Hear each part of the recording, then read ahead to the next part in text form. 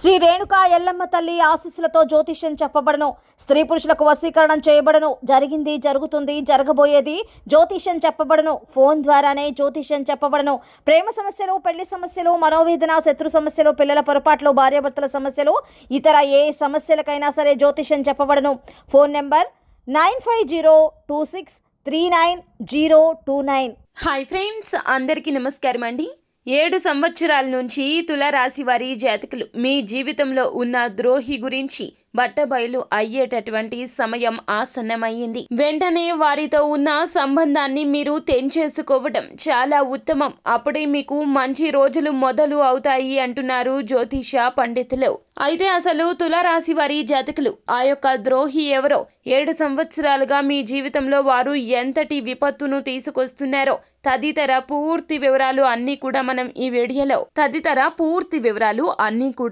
ఈ వీడియోలో సంపూర్ణంగా సవివరంగా తెలుసుకునే ప్రయత్నం చేద్దాము.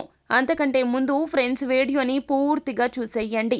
అప్పుడే మేము ఏం చెప్పబోతున్నామో మీకు పూర్తిగా అర్థమవుతుంది. వీడియో గనక మీకు నచ్చినట్లయితే గనక లైక్ చేయండి. మీ లైక్ మాకెంతో సపోర్ట్ అండ్ ఎంకరేజ్మెంట్ గా ఉంటుంది. ఇక మనము ఏ మాత్రము కూడా ఆలస్యం చేయకుండా వీడియోలోకి వచ్చేద్దాము. తులారాశి వారి జాతకులు అందరినీ గుడ్డిగా నమ్మడమే మీకు వస్తున్నటువంటి ఇబ్బందులకు మూల కారణము. ముఖ్యంగా మీ జీవితంలో ఈ శత్రువు దాదాపు ప్రవేశించి కూడాను 7 సంవత్సరాలు అయిపోతుంది. వారు మీ జీవితంలోకి వచ్చినప్పటి నుంచి మీ జీవితంలో ఎన్నో రకాల ఇబ్బందులు తలెత్తాయి. ముఖ్యంగా ధనపరంగా ఇబ్బందులు ఎదుర్కొంటున్నారు. అలాగే మీలో మానసిక సంఘర్షణ ఎక్కువైపోయింది. మీ మాటకు కుటుంబంలో విలువ తగ్గిపోయింది. కుటుంబంలో మీకు వారికి మధ్యన ఉన్నటువంటి బంధం మరింతగా పలచబడిపోయింది.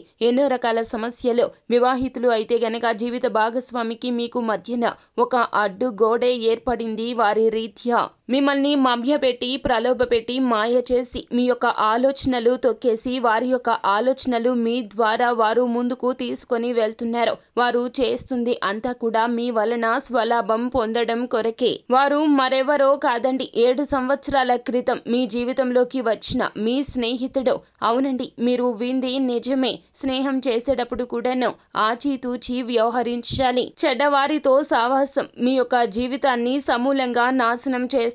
ఇది మీకు చాలా బాగా ఎరుక అవుతుంది. సమయం ఆసనమైంది కావున ఇప్పటికీ ఈ విషయం మీకు అర్థమవుతుంది. ఇకనైనా వారితో బంధాన్ని పూర్తిగా తెంచేసుకోండి. వారితో ఏ విధమైన లావాదేవీలు, సంప్రదింపులు జరపవద్దు. అలా అన్నాము కదా అని చెప్పి వారితో గొడవ పెట్టుకోవడము, తగాదాలాడటము ఇలాంటివి అన్నీ చెయ్యవద్దు. మూర్ఖంగా ఆలోచించవద్దండి. ఒక్కసారి ఆలోచించండి. ఓర్పు, సహనంగా ఉండండి. అయిపోయింది, నష్టం చేకూరింది.